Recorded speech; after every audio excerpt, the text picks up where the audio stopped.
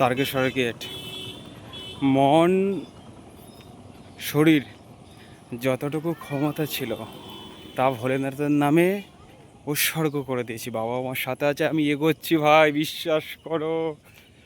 আমি ভাবতে পারিনি আমি তারকেশ্বর গেট পর্যন্ত আসবো হেঁটে হেঁটে। কী বললাম, জেদ।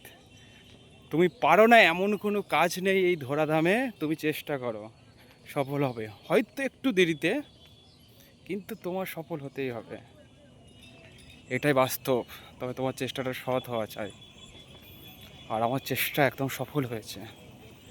আর কি চাই, দেখো তারকেশ্বরের গেট। কত কষ্ট করে এসছে এই জায়গাটায়, সেটা একমাত্র ঈশ্বর জানে। এ কষ্টর কোনো ভাষায় প্রকাশ করা যায় না, কোনো বইতে লেখা যায় না। এ কষ্ট মনের গভীরে কোনো একটা প্রান্তে ক্ষত করে লিখে রয়ে যায়। একটা রাত, কত স্মৃতি মনের ভেতরে তীক্ষ্ণ নজরের মতো জড়িয়ে পড়েছে। ওই যে বলি না, মানুষ পারে না এমন কোনো কাজ নেই। সত্যি আমি খুব হ্যাপি।